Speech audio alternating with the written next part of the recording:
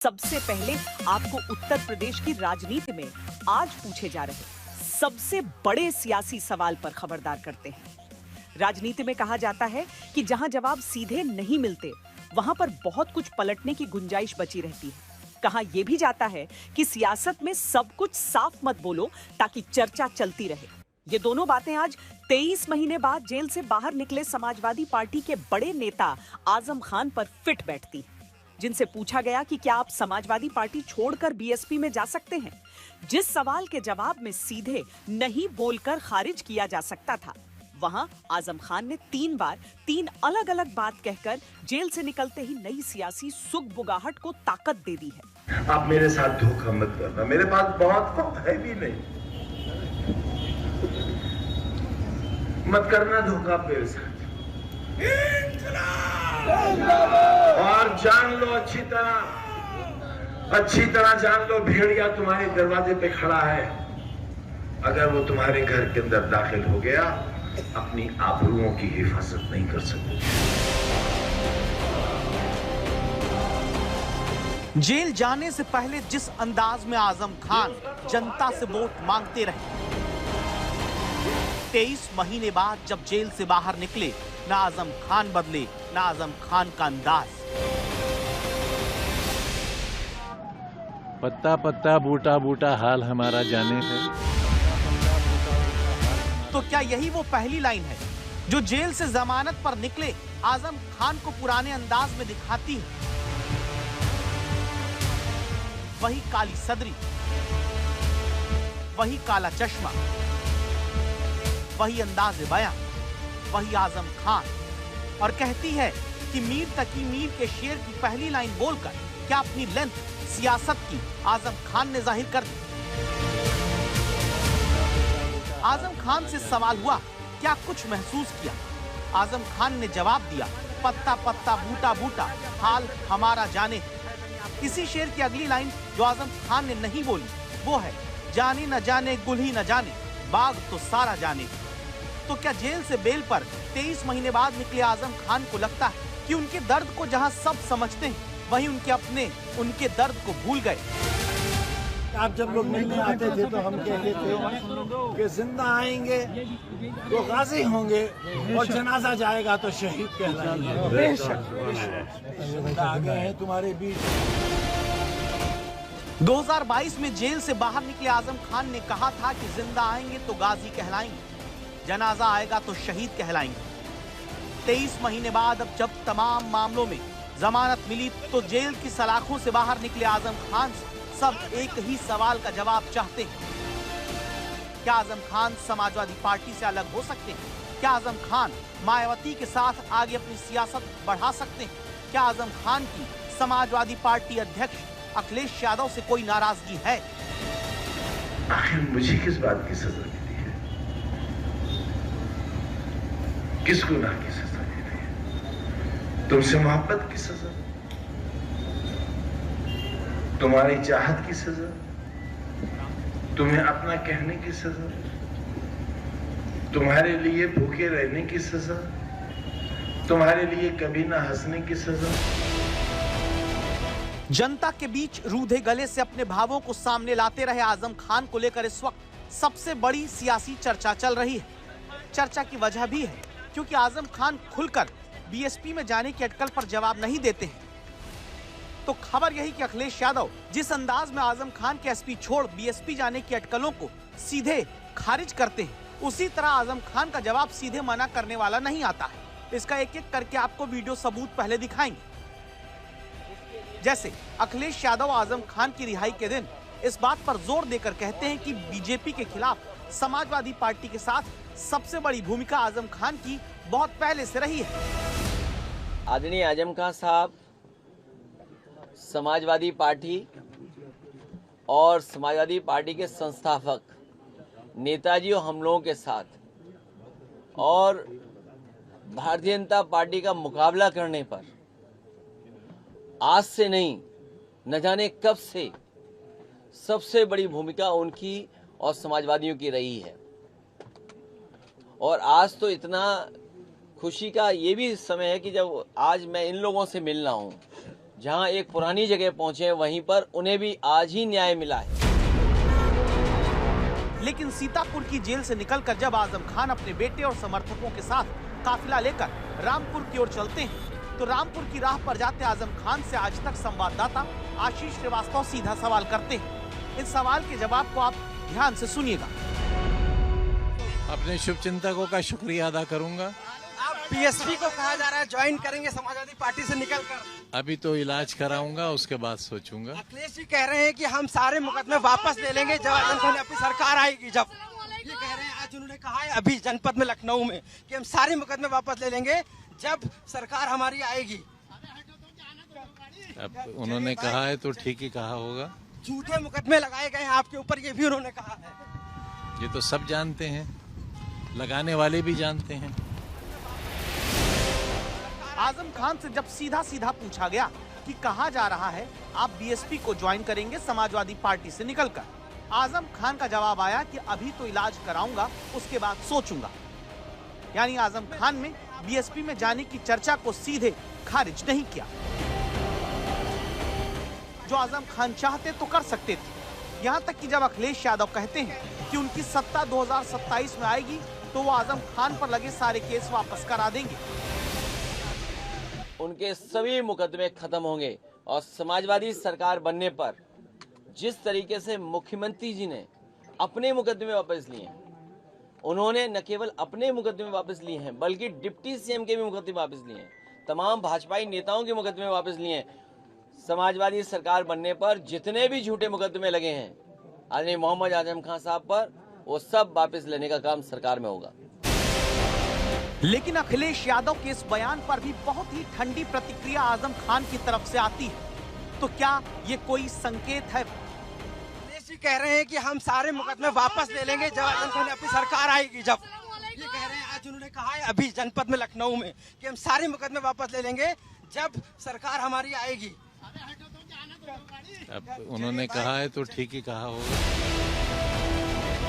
यूं तो अखिलेश यादव आजम खान की रिहाई पर सोशल मीडिया पर पोस्ट करके लिखते हैं कि माननीय आजम खान जी एक बार फिर से हर उपेक्षित, पीड़ित, दुखी, अपमानित के साथ खड़े होकर बीजेपी वाले और उनके संगी साथियों की तरफ से किए जा रहे जनता के दमन के खिलाफ आवाज उठाएंगे। लेकिन क्या वाकई आजम खान समाजवादी पार्टी के साथ ही रहेंगे या राजनीति की राह जुदा हो? इसलिए अब गौर से आजम खान के इस बयान को सुनना जरूरी हो जाता है। अच्छा, एक अनुमान लगाया जा रहा है कि बसपा ज्वाइन करेंगे, इस तरह की अफवाहें पूरे प्रदेश में फैल रही हैं आपको लेकर। अब इस पर अभी कुछ कह तो सकता नहीं मैं। क्या अखिलेश यादव से किसी तरह से कोई बात हो पाई आपकी? जेल से बात नहीं हो पाती है। तो अब सियासत में किस तरह से आजम खान आएंगे? अभी तो इलाज करेंगे, अपना सेहत ठीक करेंगे, उसके बाद सोचेंगे क्या करना है।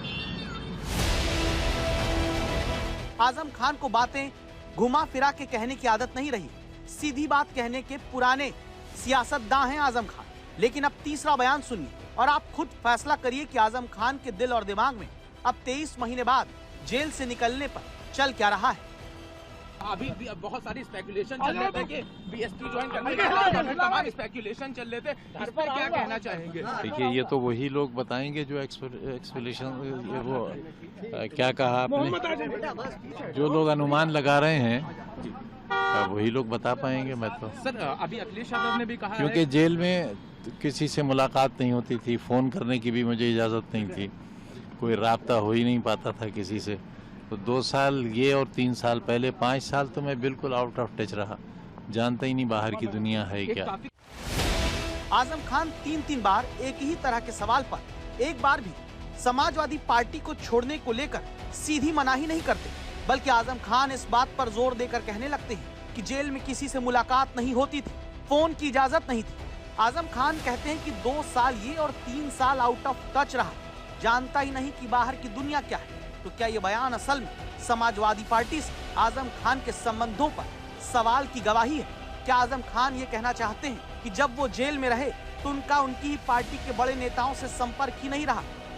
फिलहाल आजम खान रामपुर पहुंच चुके हैं। अब इंतजार करना होगा कि वो रामपुर से पुराने समाजवादी नेता की तरह दिखेंगे या फिर बदले बदले आजम आगे और बदले हुए नजर आएंगे।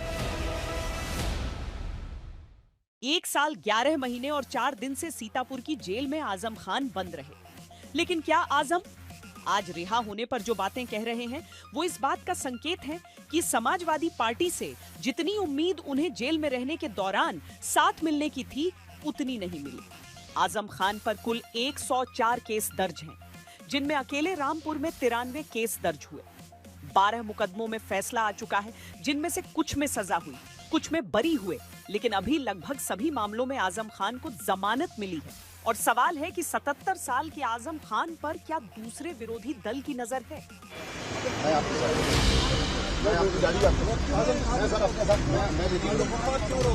रामपुर पहुंचने से पहले रास्ते में आजम खान की पुलिस से हल्की नोकझोंक होती है। अब इसी से अंदाजा लगा लीजिए कि आजम खान के बेल पर बाहर आने के बाद तेवर क्या कहते हैं। जहां रामपुर में घर के बाहर मौजूद लोगों की भीड़ भी देखना जरूरी है। समाजवादी पार्टी नेता और उत्तर प्रदेश सरकार में पूर्व मंत्री आजम खान 23 महीने जेल में रहने के बाद अपने घर रामपुर वापस लौट आए हैं। आप देख सकते हैं कि हजारों ही लोगों का जो हुजूम है उनके स्वागत के लिए यहाँ पर इकट्ठे हुए हैं लोग। आप देख सकते हैं कि उनकी गाड़ी को घेर लिया है, फूलों की माला गुलदस्ता देकर जो उनका है स्वागत किया जा रहा है। तकरीबन 100 गाड़ियों का लंबा काफिला बताया जा रहा था जो सीतापुर से चला था और रामपुर वो अपने घर पहुंचे। जो आजम खान 23 महीने जेल में रहे, वहां उनका जेल से निकलना इसलिए बड़ी सियासी खबर है क्योंकि हर 5 में एक मुस्लिम वोट वाले उत्तर प्रदेश में रामपुर में 51% मुस्लिम रहते हैं, यानी उत्तर प्रदेश के सबसे ज्यादा मुस्लिम। और पश्चिमी उत्तर प्रदेश के 26 जिले में 27% मुस्लिम आबादी है। वहां आजम खान को लेकर जब कयासबाजी ही शुरू हुई तो हर दल कहने लगा आजम खान का स्वागत। सब लोग जो लोग भी उस तरह के हैं, सब लोग सोच रहे हैं, चाह रहे हैं कि बहुजन समाज पार्टी की सरकार बनाई जाए। आजम खान आते हैं सर, तो आप उत्तर प्रदेश में, खासकर पश्चिमी उत्तर प्रदेश में काफ़ी मजबूत नहीं होंगे आपको लगता है? नहीं, देखिए भाई, एक एक वोट से जुड़ता है तो मजबूत तो हर कोई होता है, मजबूत तो होना ही होना है। मान लीजिए भाई, आजकल चुनाव हम लोग लड़ते हैं, महत्व तो बहुत होता है। आजम साहब एक बड़े नेता हैं, उन्होंने समाज के लिए, प्रदेश के लिए काफ़ी सारे रचनात्मक काम किए हैं। मैं समझता हूं कि उनके साथ यूपी सरकार ने जिस तरह बर्बरता किया है, फर्जी तरीके से तमाम मामलों में अभियोग पंजीकृत कर उन्हें लगातार जेल की यातनाएं दी हैं, निश्चित तौर से मेरी पूरी संवेदना और संपैथी उनके साथ है। मेरे पॉलिटिकल रिश्ते उनसे नहीं हैं, बड़े नेता हैं, उनको अपने फैसले स्वयं लेने हैं। क्या वो फैसला लेते हैं, क्या नहीं लेते हैं, या वही जहाँ है उसी दल को मजबूत करते हैं, उनके अपने फैसले हैं। आजम खान 10 बार विधायक, 2 बार सांसद रह चुके हैं, 48 साल से सक्रिय राजनीति में है। यूपी में मुस्लिम समाज के सबसे बड़े नेता हैं, जिनके बारे में यह दावा पहले होता आया कि अखिलेश यादव से उनकी कुछ नाराजगी है। हालांकि इसके केवल दावे ही हुए।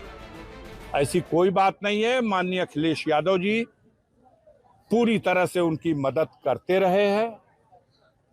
माननीय आजम खान साहब समाजवादी पार्टी के ऐसे वैसे नेता नहीं है, फाउंडर हैं। जैसे मुलायम सिंह इसके जन्मदाता, वैसे इसके जन्मदाता हैं माननीय आजम खान। जिस राजनीति में कहा जाता है कि कुछ भी संभव है, क्या वहां जेल से 23 महीने बाद छूटे आजम खान नई राह पर चलेंगे, वो भी बीएसपी, जहां सीटें और वोट दोनों सिमटता गया है? ऐसे कदम पर भी फिलहाल सवाल ही है। उत्तर प्रदेश से ही आई एक और बड़ी खबर ने आज बड़ा संकेत दिया है। नवरात्र के दौरान उत्तर प्रदेश में मिशन शक्ति अभियान चलाया जा रहा है, जिसका मकसद महिलाओं को सुरक्षित और सशक्त करना है। इस दौरान गाजियाबाद में महिला पुलिस टीम ने एक अपराधी का एनकाउंटर किया। पुलिस जांच में सामने आया है कि इस बदमाश के खिलाफ 8 से अधिक आपराधिक मामले दर्ज हैं। इस अपराधी को पकड़ने के लिए लगाए जाने वाली बैरिकेडिंग हो या फिर उसके ऊपर जवाबी फायरिंग, इस काम को गाजियाबाद पुलिस की महिला टीम ने अंजाम दिया। कहा जा रहा है कि ये यूपी में महिला पुलिस टीम के हाथों पहला एनकाउंटर है। हर थाने में मिशन शक्ति केंद्र,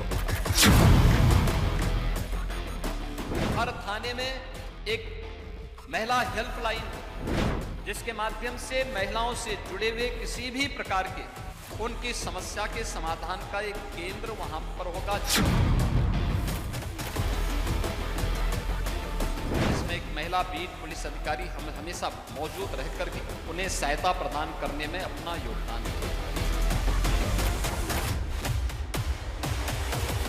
महिला सुरक्षा मुख्यमंत्री योगी आदित्यनाथ का वो सबसे बड़ा वायदा है जिसके लिए वो पहचाने जाते हैं। इसे ही पुख्ता करने के लिए उत्तर प्रदेश सरकार ने नवरात्र से पहले मिशन शक्ति 5.0 की शुरुआत की।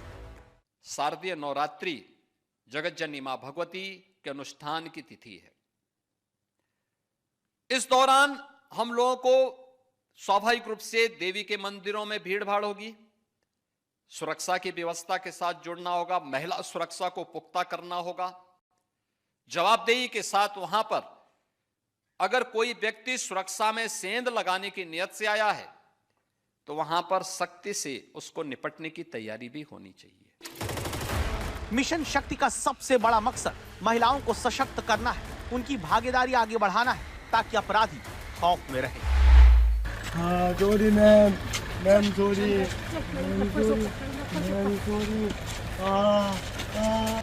मैम सॉरी करते हुए रोता गिड़गिड़ाता ये बदमाश उत्तर प्रदेश में महिला सशक्तिकरण की नई तस्वीर बन चुका है। योगी राज में महिला पुलिसकर्मी इस बदमाश पर भारी पड़ी। हाँ, चोरी मैम चोरी।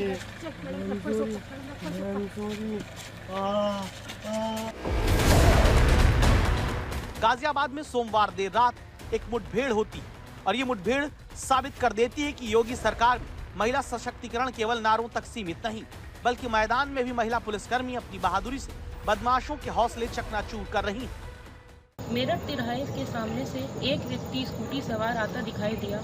उसे चेकिंग हेतु निर्देशित किया गया कि वह रुके। रुकने के बजाय उसने अपनी स्कूटी मोड़ी और फिसल कर गिर गया। महिला पुलिस टीम को देखकर उसने जान से मारने की नियत से इन पर फायर की। महिला पुलिस टीम द्वारा जवाबी फायर में यह घायल हुआ है। इससे एक मोबाइल, एक टैब, एक चोरी की स्कूटी, एक तमंचा में कारतूस, एक खोखा बरामद हुआ है। गाजियाबाद के इस हाफ एनकाउंटर की बड़ी बात यह है कि बैरिकेड से फायरिंग तक महिला पुलिसकर्मियों ने ही यहां पर बदमाश के सामने मोर्चा संभाला। लूटपाट और चोरी के आरोपी बदमाश को धर दबोचा। एसीपी हैं, रितु त्यागी जी हैं, नीतू सिंह जी हैं, विनीता यादव हैं। गिरफ्तार आरोपी के कब्जे से एक स्कूटी, चोरी का एक टैबलेट, एक मोबाइल फोन और अवैध हथियार कारतूस के साथ बरामद किया गया। पकड़े गए बदमाश की पहचान जितेंद्र के रूप में हुई, जो गाजियाबाद के विजयनगर इलाके में रहता है और अलीगढ़ का रहने वाला है। पुलिस जांच में सामने आया कि जितेंद्र के खिलाफ 8 से ज्यादा आपराधिक मामले दर्ज हैं। इनमें चोरी, लूट और अवैध हथियार रखने जैसी धाराएं शामिल हैं। योगी सरकार की महिला शक्ति मिशन जैसी नीतियों का असर अब जमीनी स्तर पर दिखने लगा है, जहां महिला पुलिस दल निडर होकर अपराधियों को चुनौती दे रहा है और कानून व्यवस्था को मजबूत बना रहा है। उत्तर प्रदेश पुलिस आजादी के बाद से लेकर के 2017 तक उत्तर प्रदेश पुलिस बल में महिला कार्मिकों की संख्या मात्र 10,000 थी और 2017 से लेकर के अब तक हम लोगों ने उत्तर प्रदेश पुलिस बल में जो भर्ती की है, इसके दम पर उत्तर प्रदेश पुलिस में महिला कार्मिकों की संख्या हुई है 44,000 से अधिक। आप अनुमान करिए, हर भर्ती में 20% महिला कार्मिक अनिवार्य रूप से होने हैं। योगी आदित्यनाथ की सरकार में आने के बाद उत्तर प्रदेश में 15,000 एनकाउंटर हुए हैं, 30,694 अपराधी सलाखों के पीछे पहुंचाए गए हैं। पुलिस पर फायरिंग करने वाले 9,467 क्रिमिनल के पैर में गोली मारकर हाफ एनकाउंटर हुआ है और 238 अपराधी मुठभेड़ में मार गिराए गए। लेकिन ऐसा पहली बार है जब महिला पुलिसकर्मियों ने कोई एनकाउंटर पूरा किया है। आमतौर पर मुठभेड़ की खबरें पुरुष पुलिस अधिकारियों से जुड़ी आती हैं, लेकिन इस बार महिला पुलिस टीम ने अपने साहस और फौरन कार्रवाई से साबित कर दिया कि कानून तोड़ने वाले हों या फिर बेटियों को सताने वाले अपराधी, आने वाले वक्त में उत्तर प्रदेश की महिला पुलिसकर्मी उनका हिसाब इसी तरह से करती आएंगी। हर माता पिता को खबरदार करने वाली खबर। जिन प्राइवेट और महंगे स्कूलों पर भरोसा करके आम आदमी अपने बच्चों को पढ़ने के लिए भेजता है, आखिर वो कितने सुरक्षित हैं? ये सवाल यूपी के नोएडा में 10 साल की तनिष्का शर्मा की संदिग्ध हालत में मौत से पैदा हुआ है। तनिष्का कक्षा 6 की छात्रा थी। 4 सितंबर को उसकी मां ने उसे सुबह सही सलामत स्कूल भेजा। लेकिन कुछ घंटों में उसकी मौत हो गई। इतने दिन गुजर जाने के बाद भी नोएडा के सेक्टर 31 के प्रेसिडियम स्कूल में तनिष्का की मौत कैसे हुई, उसका सच स्कूल नहीं बता पा रहा है। माँ अपनी बेटी की मौत का सच बताने की गुहार लगा रही है। मेरी फूलों जैसी बेटी थी, मैंने उसे परियों की तरह पाला था। मैंने अपने इन्हीं हाथों से उसका अंतिम संस्कार किया है। जो पेन मैं फील कर रही हूँ और जो मैंने किया, वो शब्दों में बताना पॉसिबल नहीं है। मुझे पता है मेरी बेटी अब वापस तो नहीं आएगी, पर ये उसका हक बनता है कि आखिरी कुछ मिनट्स में उसके साथ क्या हुआ वो सबके सामने आए। I just need justice and I just need the truth. आखिर 10 साल की तनिष्का की मौत का सच क्या है? क्यों एक माँ को ये गुहार लगानी पड़ रही है जिनका सब कुछ खत्म हो चुका है? बेटी जा चुकी है, अगर कुछ बचे हैं तो बेटी के आखिरी पलों से जुड़े अनसुलझे सवाल, जिनके जवाब देने से दावा है कि नोएडा का प्रेसिडियम स्कूल प्रशासन बच रहा है। परिवार के मुताबिक 4 सितंबर को शिक्षक दिवस से एक दिन पहले स्कूल में होते समारोह के दिन तृप्ता शर्मा ने अपनी बेटी को सुबह स्कूल छोड़ा। सुबह 11:30 बजे उस दिन अनुष्का की क्लास टीचर ने फोन करके बताया कि बेहोश होने के बाद उसे कैलाश हॉस्पिटल ले जाया गया है। 15 मिनट के भीतर बेटी तनिष्का के चाचा अस्पताल पहुंच गए, जिन्हें डॉक्टर ने बताया कि जब बच्ची को अस्पताल लाया गया उसकी पल्स नहीं चल रही थी, उसके जीवित होने का कोई सबूत नहीं था, ये दावा डॉक्टर ने किया। दोपहर 12:39 पर तृप्ता शर्मा की बेटी को मृत घोषित कर दिया गया। यह भागी माँ अब तक ये नहीं जान पाई कि उनकी फूल सी बेटी ने आखिरी बार सांस कब ली और उसके साथ क्या हुआ। और सबसे बड़ा सवाल यही है कि उसके साथ क्या हुआ, उसकी मौत कैसे हुई। एकदम परफेक्टली फाइन थी, वो स्विमिंग भी करती थी, वो डांसिंग भी करती थी, वो साइकिलिंग भी करती थी, वो 2-2, 3-3, 4-4 घंटे नीचे खेलती थी, वो स्टेयर्स पे भाग के आती थी, कभी कोई प्रॉब्लम नहीं हुई से। Perfectly fine, full of life, जो कि टीचर्स भी मानती है। बट मेरे को कोई रीजन नहीं समझ आ रहा कि मेरा हेल्दी बच्चा जो मैंने खुद स्कूल छोड़ा था उसको 2 घंटे में ऐसा क्या हो गया।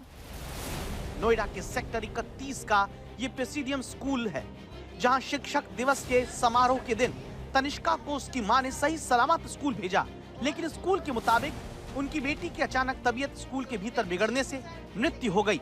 इस मां को अब समझ नहीं आ रहा कि जब उन्होंने अपनी बेटी को पूरी तरह स्वस्थ हालत में स्कूल में छोड़ा तो फिर क्या हुआ जिससे बच्ची की जान चली गई। फिर हमने पूछा क्या हुआ था मैम, मैंने तो गिफ्ट दे के भेजा था आपके पास, क्या हो गया ये।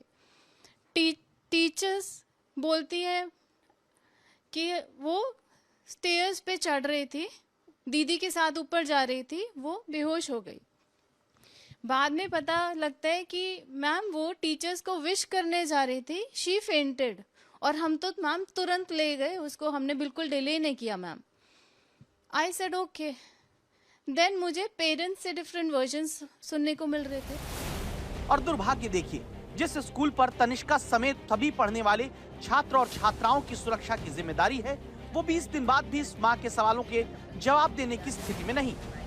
देखिए, बच्ची की तबीयत खराब हुई बहुत ज़्यादा, जिसके चलते हम बच्चे को तुरंत कैलाश हॉस्पिटल सेक्टर 27 लेकर गए। वहाँ पर डॉक्टर्स ने बताया कि इसकी डेथ हो गई है। इनिशियल ट्रीटमेंट के बाद दे डिक्लेयर दैट। फैमिली का स्टेटमेंट है, वो एलिगेशंस लगा रहे हैं कि स्कूल सीसीटीवी चेक नहीं करने दे रही है। 2 बार वो आप लोगों के पास आया। देखिए, जब हमारे पेरेंट ने हमें अप्रोच किया, तब तक जो डीवीआर है वो being taken by the police and पूरी तरह से कोऑपरेट कर रहे हैं, सपोर्ट कर रहे हैं हम पेरेंट को भी एंड इन्वेस्टिगेशन के लिए पुलिस को। 4 सितंबर को तनिष्का की जिस दिन संदिग्ध स्थिति में स्कूल में मृत्यु होती है, उसे लेकर परिवार के स्कूल से खफा होने की अपनी दलील है। पुलिस को दी शिकायत में तृप्ता शर्मा ने बताया कि उन्हें घटना के बारे में अलग अलग बातें बताई गई। स्कूल की एक टीचर ने उन्हें बताया कि खाते वक्त तनिष्का बेहोश हो गई थी। वहीं घर आए स्कूल के लोगों ने बताया कि हेल्पर के साथ सीढ़ियां उतरते हुए बच्ची को चक्कर आया और वो गिर गई। तृप्ता का कहना है कि इस तरह स्कूल के भीतर से ही लोग अलग अलग कहानी उनकी बेटी की मृत्यु को लेकर सुना रहे हैं।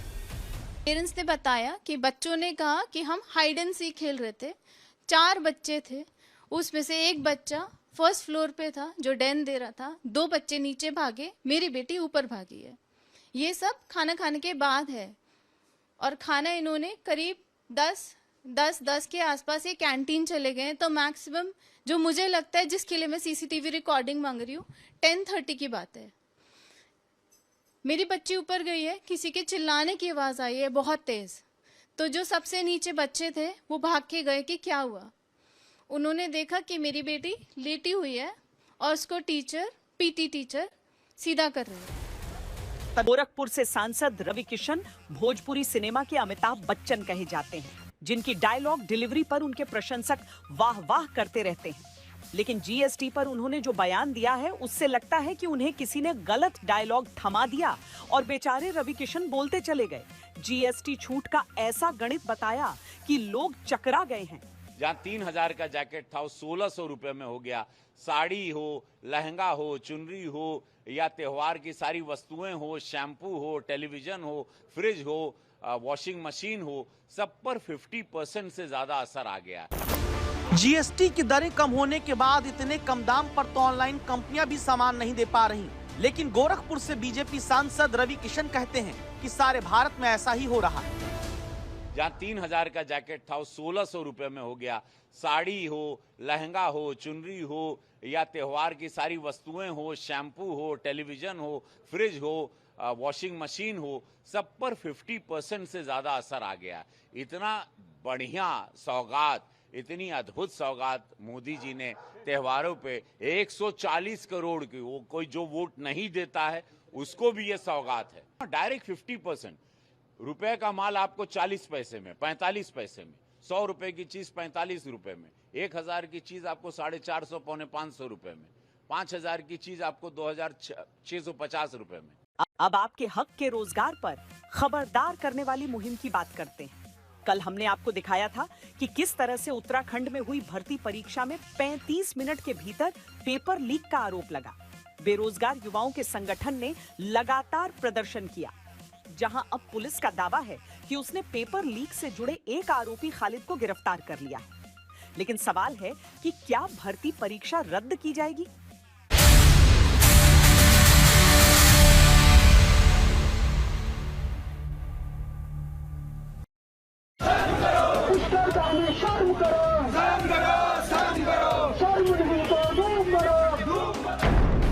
उत्तराखंड में रविवार को हुई यूके SSSC की भर्ती में 35 मिनट के भीतर पेपर लीक के दावे के बाद युवाओं का गुस्सा और प्रदर्शन जारी है। यहाँ पर लगातार आंदोलन जारी है और भारी मात्रा में यहाँ पर युवा मौजूद हैं और नारेबाजी चल रही है।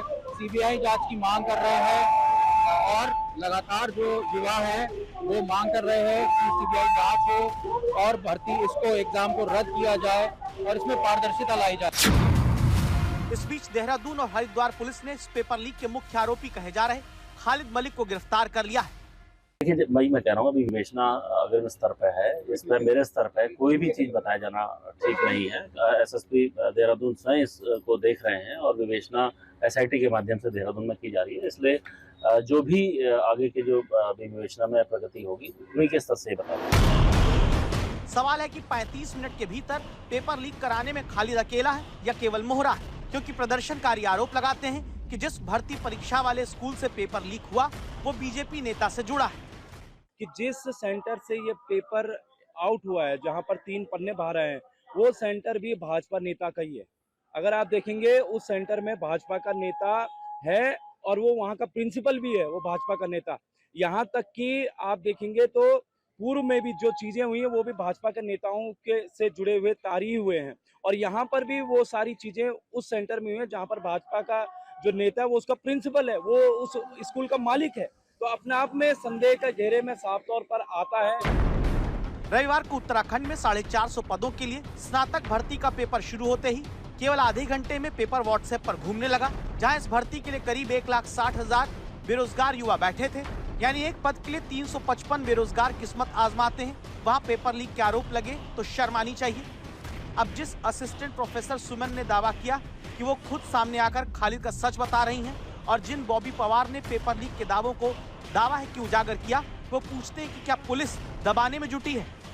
कि जिस स्मार्ट शक्ति के द्वारा तुम्हें पता लगा कि बिना हाकम के और नकलरोधी कानून के रहते हुए भी नकल हो सकती है, जिसने ये प्रूफ दिए, उस पर तुमने मुकदमा करो, उस मुकदमे को वापस लीजिए। और मुख्यमंत्री के सामने कप्तान अपने जुबान से बोलता है, साहब ऐसा कुछ नहीं हुआ है। सरकार एसआईटी बनाकर जांच करा रही है। इस सवाल का जवाब लेकिन कोई नहीं दे रहा कि आखिर पेपर लीक रोकने वाला कानून बनाकर वाहवाही लूटने के बावजूद पेपर लीक रोका क्यों नहीं जा सका है। अंकित शर्मा, देहरादून, आज तक।